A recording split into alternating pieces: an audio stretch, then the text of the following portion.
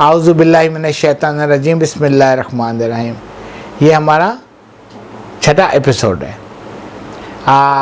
میں بات جاری رکھوں جہاں سے ہم نے ختم کی تھی کہ وظائف پڑھنا اور چلے کرنا یہ خاص جب تک کوئی اس چیز کا استاد کامل نہیں ہوتا تب تک آپ کو نہیں پڑھنا چاہیے۔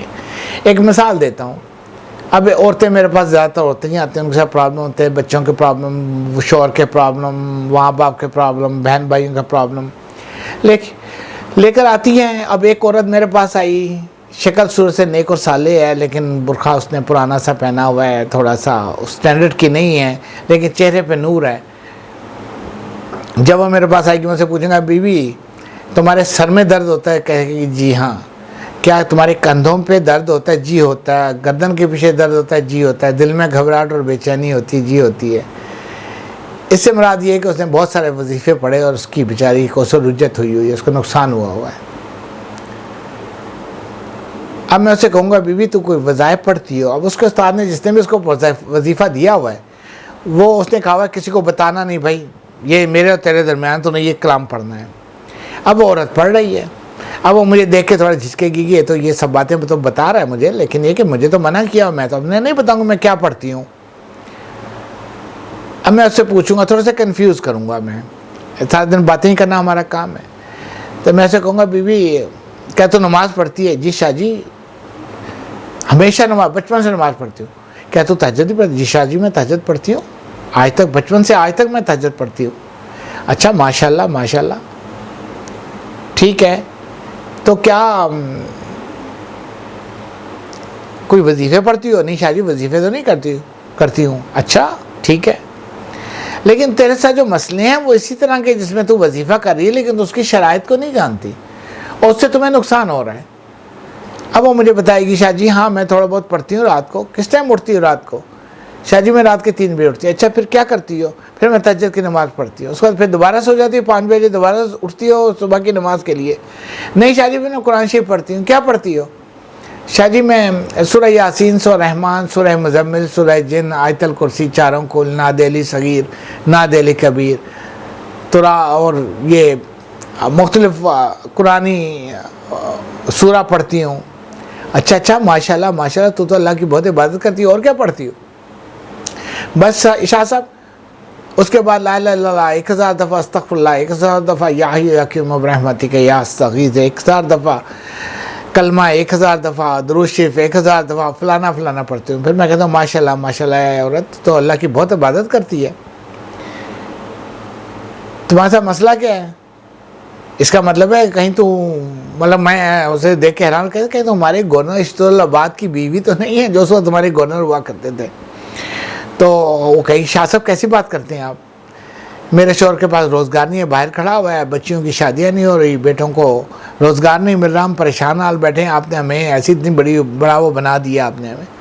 اچھا اب سمجھ رہے تو اتنی عبادت کرتی ہے، اللہ بڑا ظالم ہے۔ ارے شاہ صاحب اللہ کو ظالم بول، ارے بیٹا نعوذ باللہ، جو شخص اتنی اللہ کی عبادت کرے گا اللہ اس کو پریشان حال رکھے گا، اس کو رزق کی تنگی دے گا، اس کے بچیوں کو مسئلہ کھڑا ہوگا، ممکن نہیں ہے، اللہ کا انصاف نہیں ہے ایسا۔ تیری پڑھائی میں کوئی خامیاں ہو سکتی ہے، اللہ کے دعاؤں میں کوئی ایسی بات نہیں ہو سکتی جو اللہ ناانصافی کرے۔ بارہ اس کو سمجھ آتی ہے، پھر وہ پوچھتی ہے مجھے کیا پڑھنا چاہیے؟ پھر میں کہتا ہوں 10 چیزیں پڑھنے سے بہتر یہ ہے ایک چیز پڑھو، اسی کی عامل سے کامل ہو جاؤ اور پھر اس کو استعمال میں لاؤ، اللہ تم پر فضل کرے گا۔ کیونکہ میں حروف ابجد کا عامل ہوں، میں قرآن کی ہر آیت کی اجازت دے سکتا ہوں کہ سب آیتیں حروف ابجد کے اندر ہیں، ٹھیک ہے نا؟ تو اس طرح مطلب یہ کہ میں کسی بندے کو بھی اگر کوئی وظیفہ دینا ہوتا ہے تو مجھے اس کے لیے کم از کم 5 سے 10 دن تک مجھے انتظار کرنا پڑتا ہے، اس کو بس اسٹڈی کرنی پڑتی ہے، اس کے جسم کی تاثیر دیکھنی پڑتی ہے۔ اگر وہ آتشی مزاج ہے تو اسے ٹھنڈا کلام دینا ہوتا ہے، اگر وہ خاکی مزاج ہے اسے آبی قسم کا کلام دینا ہوتا ہے، کیونکہ حروف ابجد میں جو اللہ کے الف بے جتنے میں حروف ابجد ہیں ان ساروں میں کی ایک تاثیر ہے، کوئی خاکی مزاج رکھتا ہے، کوئی آبی مزاج رکھتا ہے، کوئی ہوائی مزاج رکھتا ہے، کوئی آتشی مزاج رکھتا ہے، تو اسی حساب سے ہمیں چلنا پڑتا ہے تاکہ لوگوں کو اعتدال میں لا سکیں۔ اب مثال کے طور پہ ایک آدمی آتشی مزاج ہے، وہ اپنے بیوی جو ہر کو ڈانٹتا رہتا ہے، غصہ جو ہر کو چڑھ جاتا ہے، آتشی مزاج جو ہوا اس کے اوپر آگ حاوی جو ہوئی، اب کیا ہوگا؟ کسی نے کہہ دیا یا قہر دوبارہ پڑھنا شروع کر دیا، اس نے یا قہر دوبارہ پڑھنا شروع کر دیا. اب اس کی پہلی بار اچھی مزاج تھا، اس کی آگ اور بڑھ گئی. یا قہر دوبارہ ایک اچھی کلام ہے. اب کیا ہوگا؟ پہلے بیوی بچوں کو ڈانٹتا، اب آفس میں جائے گا، سب سے لڑائی کرے گا. اگر بس میں سفر کرے گا تو سب کو مکے مار مور کے خود بھی مار کھا کے آ رہا ہوگا، شام کو گھر واپس آ رہا ہوگا. یہ وہ چیزیں جس میں کہ آپ کو اعتدال میں ہونا چاہیے. ہر چیز ہر بندے کو سوٹ نہیں کرتی. ہر وظیفہ ہر بندے کا ایک سبجیکٹ ہوگا. ایک رزق کے لیے ہر بندے کے لیے مختلف کلام ہے. رزق کے لیے کہہ لیں آپ کے لیے، مثلا کوئی اور شخص ہے اس کے لیے الگ کلام ہے، کوئی دوسرا شخص آتا ہے اس کے لیے اس سے جدا کلام ہے. اس کی جسم کی تاثیر کے حساب سے ہم بتاتے ہیں کہ آپ کے لیے یہ کلام سوٹ کرتا ہے، یہ کلام سوٹ نہیں کرتا. عموماً ہمارے عالم دین بھی کہتے ہیں امام نے فرمایا کہ یہ چیز پڑھ لو. بھائی امام نے آپ سے فرمایا. کوئی شخص آیا، اس نے کہا مولا میری بچی بیمار ہے، میرا بیٹا بیمار ہے، میری بکری بیمار ہے، میری گائے بیمار ہے، میری گائے کا بچہ ہونے والا ہے، اس کو خیر حافظ سلامتی سے یہ کام ہو جائے، میرے بچے کو بخار چڑھا ہے وہ اتر نہیں رہا. امام نے اس کو دیکھا، اس کی تاثیر دیکھی، اس کو کہا تم فلانی چیز پڑھ لو، اتنے دنوں کے لیے اتنی تعداد میں پڑھ لو. اور اس وقت پڑھنا. وہ اب سننے والوں نے سن لیا لیکن اس کا پرابلم کوئی بیان نہیں کرا. لیکن یہ کہا امام فرمودن دعا سے شفا ہمارا سبجیکٹ ہے. اللہ حافظ، فی امان اللہ.